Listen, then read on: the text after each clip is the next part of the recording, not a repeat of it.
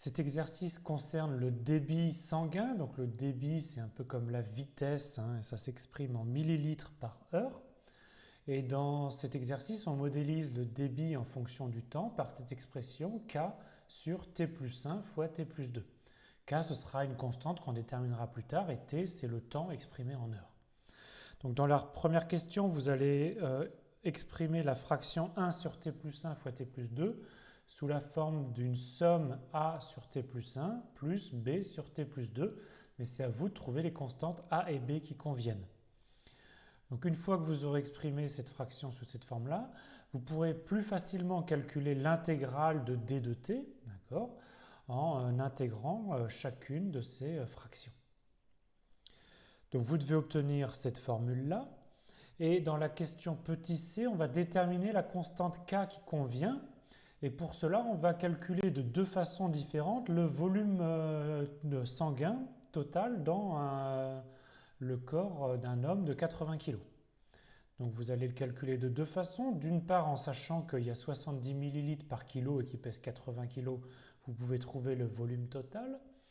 Et d'autre part, en supposant qu'on peut prélever totalement le sang de cet homme, et ça correspond à extraire le volume avec un temps A très grand, c'est-à-dire comme si on prenait A qui tend vers plus l'infini, et donc en prenant la limite ici de V de A quand A tend vers plus l'infini.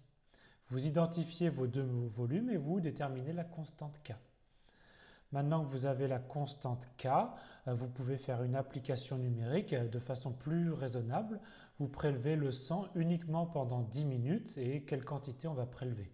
Attention, l'unité normale, c'est les heures. Et là, il faut convertir les 10 minutes en heures. Dans cette première question, on doit exprimer la fraction 1 sur t plus 1 fois t plus 2 sous la forme a sur t plus 1 plus b sur t plus 2 et c'est à nous de trouver les constantes a et b qui conviennent. Alors on va appliquer notre méthode systématique, on va partir de l'expression qu'on souhaite obtenir, a sur t plus 1 plus b sur t plus 2. On va réduire cette expression au même dénominateur, donc le dénominateur commun c'est t plus 1 sur t plus 2. Et au numérateur, on doit avoir a facteur de t plus 2 plus b facteur de t plus 1. Si vous n'êtes pas convaincu que c'est ça, vous avez séparé ici cette fraction sous la forme de somme de deux fractions. Et vous allez voir que ça se simplifie. On retrouve bien l'expression de départ. Maintenant, on va regrouper les termes suivant les monômes en t. Donc en t, on a at plus bt, c'est-à-dire qu'on a a plus b fois t. Et puis pour les termes constants, on a 2a plus b. Mais on veut que cette fraction ici, ce soit 1 sur t plus 1 fois t plus 2. Alors on remarque déjà que les dénominateurs sont les mêmes. Donc on doit avoir que en fait les numérateurs doivent être les mêmes. Donc a plus b fois t plus 2a plus b doit être égal à 1. 1 que je pourrais écrire 0 fois t plus 1 si vous voulez. Donc on doit avoir par identification que le coefficient devant t ici c'est a plus b doit être égal ici au coefficient devant t qui est 0. Et le coefficient constant 2a plus b doit être égal à 1. Bien, donc maintenant on a un système de deux inconnus a et b et deux équations qu'on va résoudre. Alors on obtient par exemple que b c'est moins a. Et donc on va reporter dans la seconde équation ce qu'on vient de faire que b c'est moins a. Donc ça me donne 2a moins a égale à 1. Ça me donne à a égale à 1. Et donc j'obtiens donc a égale à 1. Et b c'est moins a, donc b c'est moins 1. Alors ça vaut le coup de prendre le temps de vérifier qu'en prenant a égale 1 et b égale moins 1, et en remettant la fraction au même dénominateur, on obtient bien la fraction de départ. Le volume extrait au temps a correspond à l'intégrale de 0 à a du débit d de t. Et on a vu que ce débit des 2t, il s'exprimait sous la forme d'une constante k divisée par t plus 1 sur t plus 2. Donc on va tout d'abord sortir la constante k de l'intégrale et on va réécrire la fraction 1 sur t plus 1 sur t plus 2 sous la forme a sur t plus 1. On avait vu que a c'était 1, plus b sur t plus 2 et b c'était moins 1, donc moins 1 sur t plus 2 dt.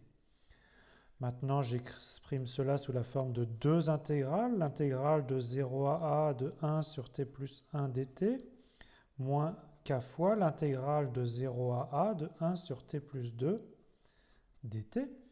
Et je vais calculer facilement chacune de ces intégrales. Une primitive de 1 sur t plus 1, c'est log de valeur absolue de t plus 1. Mais ici, comme t plus 1 est positif, c'est tout simplement log de t plus 1. Et donc cette intégrale-là, c'est prendre le crochet de log de t plus 1 entre 0 et a. Et c'est la même chose pour la seconde intégrale, c'est le crochet de log de t plus 2 entre 0 et a. Je vais maintenant évaluer ces crochets. Donc on a k fois log de a plus 1 moins log de 1. Et pour le second crochet, moins k fois log de a plus 2 moins log de 2. Alors je vais regrouper tous mes termes. On remarque que log de 1 c'est 0, donc j'ai k fois log de a plus 1 moins log de a plus 2 plus, attention, moins log de 2, donc plus log de 2. Et maintenant je vais utiliser que log de alpha plus bêta, c'est log de alpha bêta. Donc là j'ai log de a plus 1 plus log de 2, ça me donne donc k fois log de 2 fois a plus 1. Et j'utilise aussi que log de alpha moins log de bêta, c'est log de alpha sur bêta. Donc ici, je vais obtenir log de 2 fois a plus 1 sur a plus 2. D'accord ? Ce qui s'exprime aussi k fois log de 2a plus 2 sur a plus 2.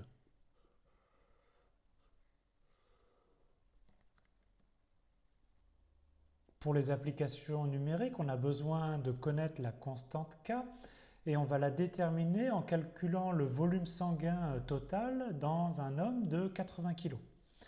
Alors déjà, d'après les informations de l'énoncé, on sait que ce volume total, il y a 70 ml de sang par kilo, et donc pour un homme de 80 kg, il y en a 70 par 80, c'est-à-dire 5500 ml, autrement dit 5,6 litres de sang. Donc ça, c'est la première façon, mais on va déterminer le volume sanguin par une expérience virtuelle. D'accord ? On sait que le volume extrait au temps A, c'est K fois log de 2A plus 2 sur A plus 2. Donc qu'est-ce qui se passe si on extrait du sang sur un temps très très long ? Si on extrait le sang sur un temps très très long, en fait, on va extraire tout le sang. Et donc le même volume total, c'est aussi la limite quand A tend vers plus l'infini, c'est-à-dire au bout d'un temps infiniment long, de V de A. Donc on a juste à calculer la limite de cette expression quand A tend vers plus l'infini. Alors c'est très facile, 2A plus 2 sur A plus 2, quand A tend vers plus l'infini, ça tend vers 2. Et donc V de A tend tout simplement vers K log de 2. Donc maintenant, regardez ce qu'on a fait. On a obtenu le volume total d'une première façon et d'une seconde façon. On va identifier ces deux résultats. On obtient donc que K fois log de 2, c'est 5600. Et donc, on obtient que K, c'est 5600 divisé par log de 2. Et on peut faire l'application numérique, ça fait environ 8080. D'accord ? Donc la constante K qui nous intéressait, c'est environ 8080. Et maintenant, on a l'expression générale du volume extrait au temps A, qui est environ égale à 8080 fois log de 2A plus 2 sur A plus 2. Donc lorsqu'on fait un don du sang, ça dure environ 10 minutes. Quel volume on extrait en 10 minutes? Ben, ça correspond au volume V de A pour A égale 10 minutes. Attention, l'unité de A, c'est l'heure. Donc 10 minutes, c'est 1/6 d'heure. Donc on veut calculer V de 1/6. C'est donc K fois log de 2A plus 2 sur A plus 2. Mais A ici, on vient de dire que c'est 1/6. Donc 2 fois 1/6 plus 2 sur 1/6 plus 2. D'accord? Ce qui fait K fois log de, en fait, après simplification de la fraction, 14 sur 13.